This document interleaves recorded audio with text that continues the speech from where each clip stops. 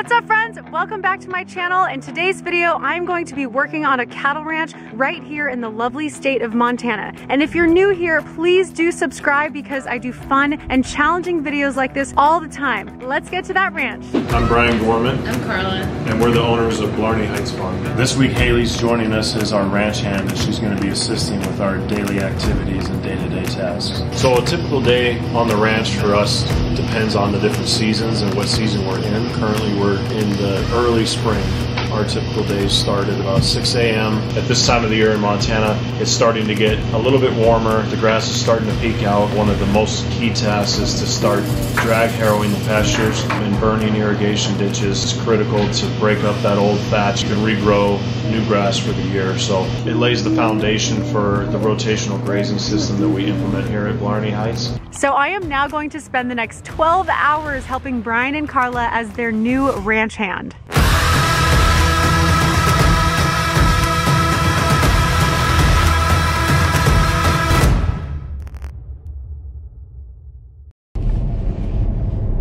I am making my way up north to the ranch. It's a little over an hour's drive from where I'm staying in Kalispell.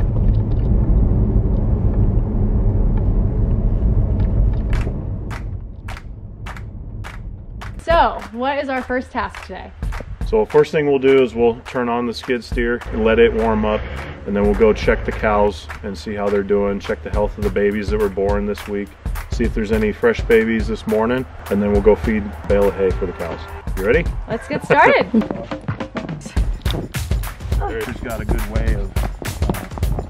So we are making sure all the calves are okay. This little cute one got stuck on the other side of the fence, so we're gonna try and bring it back to mommy. Cows are very interesting in how they move. They have an instinct to want to get away and go back the way they came. So you just kind of use their natural behavior against them. And so what I'll do is I'll come around this way. If you stand here, you can act as a pivot.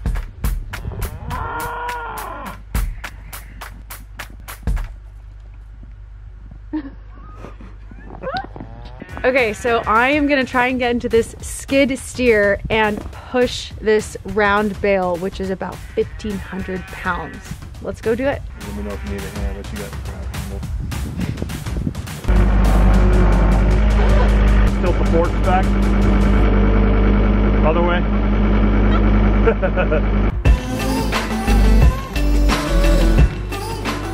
The cows are ready to be fed. They are super excited. Look at all the, they're all gathering up.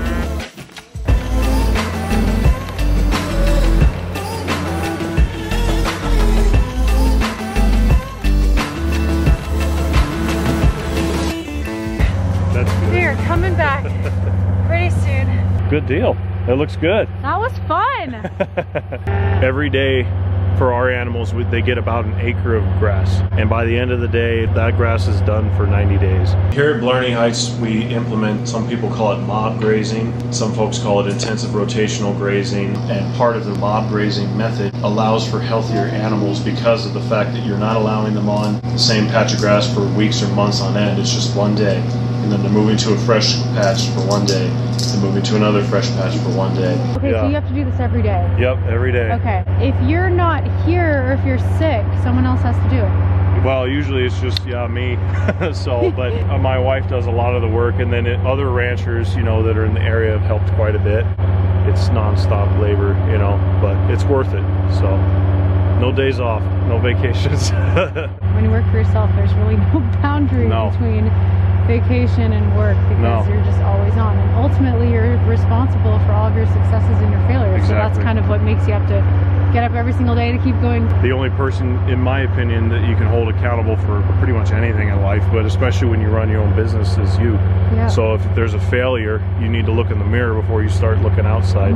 As ranchers, or as anybody who owns their own, entrepreneurs own their own business, we find there's a delicate balance to forcing yourself to have time off to do something. 5 to 6 hours of sleep is a good night. So. Yeah.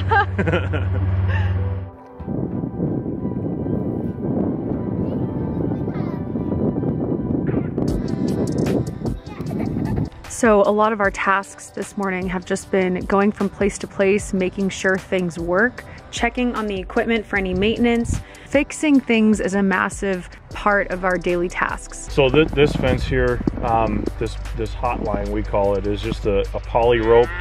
Every 2 seconds it sends a 50,000 volt pulse of electricity. So when the animals are grounded or anybody's grounded and you touch it, it'll, you know, give you a jolt. Okay, so don't touch the white line. Don't touch the white line. Late spring to early fall, when we're rotating them every day, our cattle are all trained that they know that that is bad. And so what we do every day is we move the lines like a leapfrog and allows them to graze, but that's all you need to contain them. Brian and Karla create this healthy ecosystem using a rotational grazing system that keeps the animals and the soil healthy, all while providing the highest quality grass-fed, grass-finished beef available in Montana. So here at Blarney Heights Farm, animals are raised with no synthetic or commercial fertilizers, no pesticides, no herbicides in any capacity, and no vaccinations or medications on any of the Dexter cattle. In the last few years, the term grass-fed has become a super popular label in the beef industry. And the craziest thing is that grass-fed is meaningless. The label needs to say grass-fed, grass-finished in order to be 100% grass-fed. There's a lot of things, like there's organic and there's all these different labels that people put on food, but in order to be considered, you know, a true grass-fed, grass-finished animal, all of ours never have had grain and they never will, you know, and so they, in the spring to fall, they're eating fresh, you know, clover, timothy grass, everything that grows here, alfalfa, everything that just is beautiful for their bodies, tons of nutrients, minerals. And then in the winter, all the hay is 100% grass, alfalfa, and clover mix. There's so much more vitamins and minerals found in grass-fed and grass-finished beef. But if you look at grass-fed, grass-finished beef, which is much like elk and deer, if you hunt and harvest a fresh animal, the meat is like really dark red, really rich. Yeah. It's got a lot of vitamin E, A, B, and D. But mostly the vitamin E is what gives it that really dark, rich color, and it's just phenomenal. Better than feeding them grain, which unfortunately a lot of ranches still do that. And just because it produces a product faster, but the product, in our opinion, is inferior in as far as the health aspects of it, you know. I know it doesn't look like it's cold right now, but it's about 25 degrees. It was 15 degrees this morning when we got up and started working. So it's kind of warming up. It's supposed to be highs of 32 degrees. Apparently it was negative 40 just a few weeks ago. So I'm glad that I am not working on the ranch during that cold spell. The wind can make it a little bit unmotivating at times. Aside from all that though, there's plenty of fresh air, incredible views all around, and just endless opportunities to connect with nature. Their property is 300 acres. So right now we're gonna go out to look for downed trees from past storms, and we're marking which ones are going to be salvaged and harvested for boards or firewood.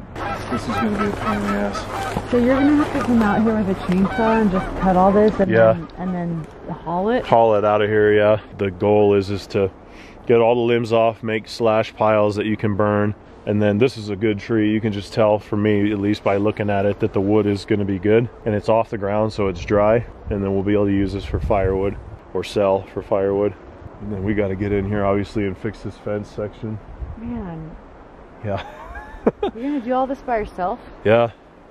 It's a lot of work. Wow. Yeah. The storm took down this tree and uprooted it.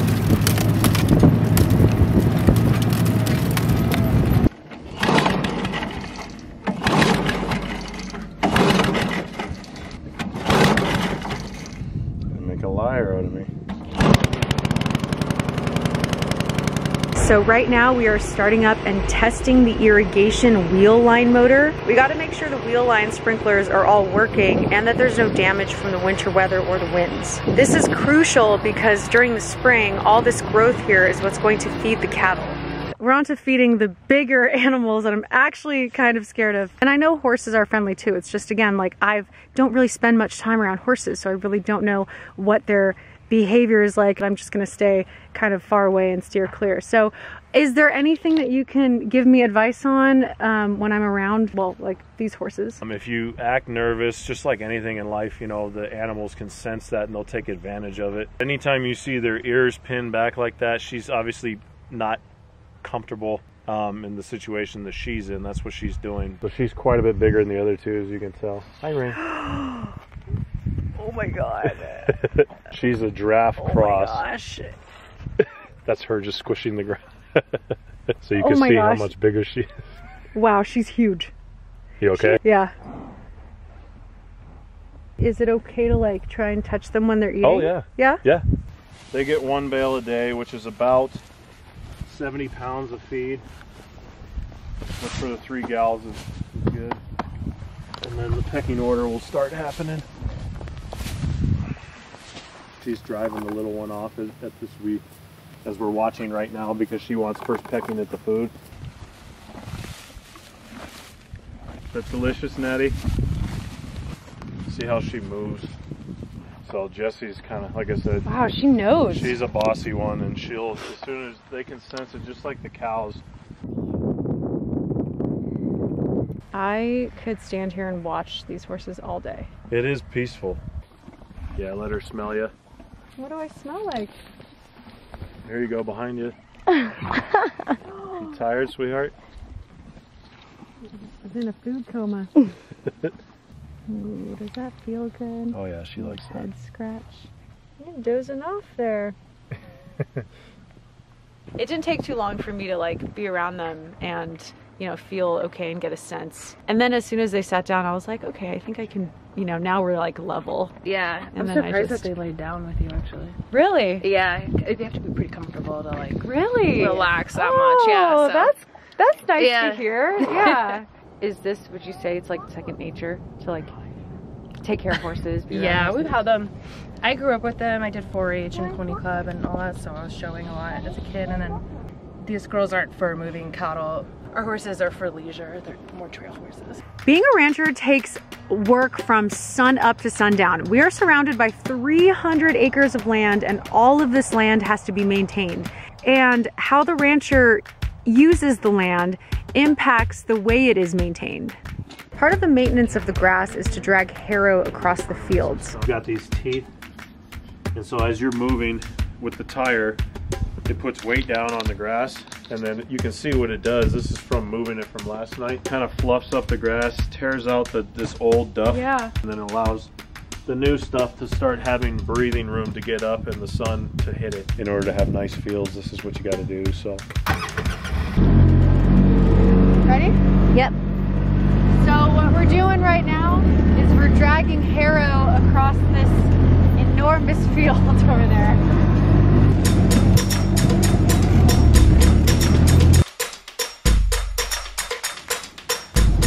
How's it looking back there?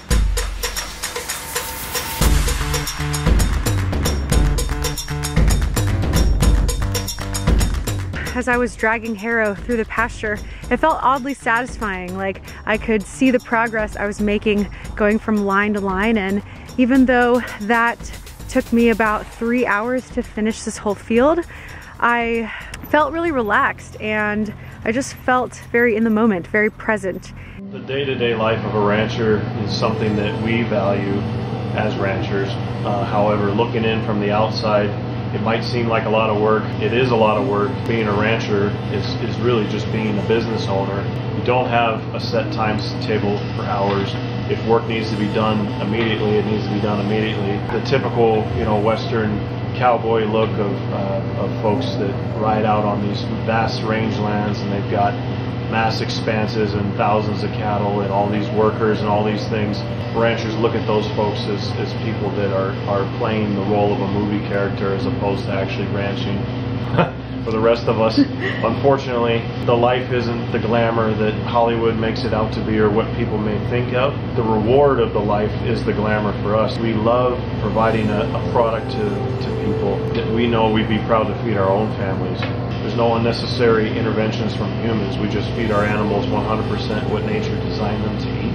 And that creates the best product in our mind. And watching people eat our beef, getting reviews on Facebook, getting Google reviews, you know, people raving about the beef, it just means the world to us, and just helping other people open their eyes to what it should really taste like as far as the beef goes. So we want to raise our family and our children in an environment that nurtures them being outside and learning skill sets and life skills that you might not learn otherwise. There's a lot of hands-on skills that people don't quite know, a lot of working with animals, teaching the respect for nature, the environment. Going on vacations is something that's really not in the rancher's repertoire. It's just not in the toolbox. again, it's something that we wouldn't trade the world for. We just love the lifestyle that we live. A rancher's life is something really special, and actually it's becoming more uncommon these days. Brian and Karla showed me that as ranchers, their work revolves around our life cycle. They care for the animals like they are family members. They provide natural pastures and an open and healthy environment for their cattle. And the best part is that the end result is a nutritious, grass-fed, grass-finished steak or burger that gives us real nourishment, bringing the process full circle. Their method for natural cattle raising and grazing was how beef cattle was raised at the end of the 20th century before factory farming, so it really is a lost art that Brian and Karla are bringing back. I'm so thankful and so grateful for the values I've learned in this short time together, and I'm humbled to have gotten to work closely with Brian and Karla and learn from them about their life experience.